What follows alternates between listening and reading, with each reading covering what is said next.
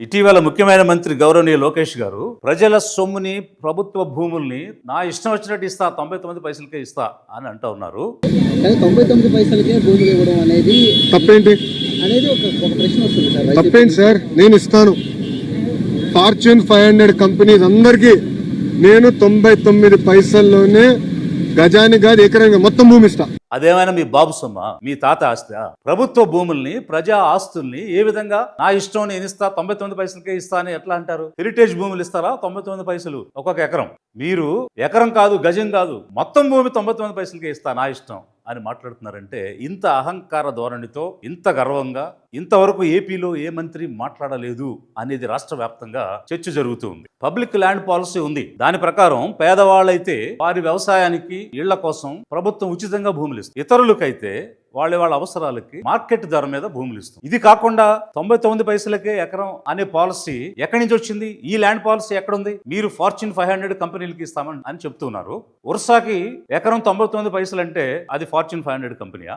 మీకు ఓట్లు వేసింది ప్రజలు ప్రభుత్వాన్ని కొనసాగించమని, ప్రజల్ని కాపాడమని, అంతేగాని ప్రజల ఆస్తుల్ని దోచుకోమని కాదు. మీకు నిజంగా రాష్ట్ర అభివృద్ధి మీద శ్రద్ధ ఉంటే, ప్రజా సంక్షేమం అభివృద్ధి కావాలనేటువంటి కోరిక ఉంటే అదే ఫార్చ్యూన్ 500 కంపెనీస్ కి గ్లోబల్ టెండర్ పిలవండి.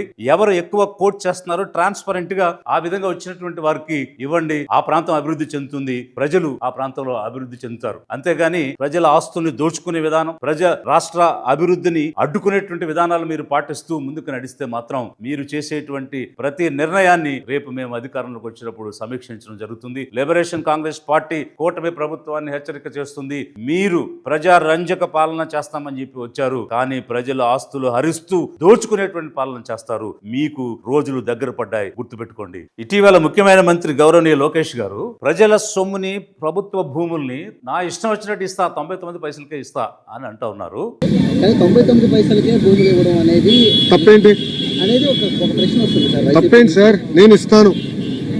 ఫార్చ్యూన్ 500 కంపెనీస్ అందరికీ నేను 99 పైసల్లోనే గజానికి కాదు ఎకరానికి మొత్తం భూమి ఇస్తా. అదేమైనా మీ బాబు సొమ్మ, మీ తాత ఆస్తి? ప్రభుత్వ భూముల్ని, ప్రజా ఆస్తుల్ని ఏ విధంగా నా ఇష్టం నేను ఇస్తా 99 పైసలకే ఇస్తా అని ఎట్లా అంటారు? హెరిటేజ్ భూములు ఇస్తారా 99 పైసలు ఒక్కొక్క ఎకరం?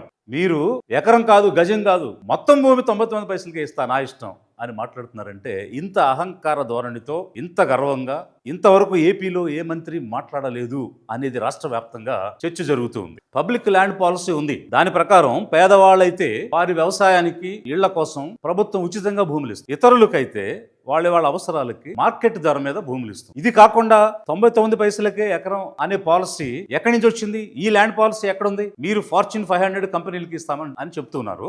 ఉర్సాకి ఎకరం 99 పైసలు అంటే అది ఫార్చ్యూన్ 500 కంపెనీయా?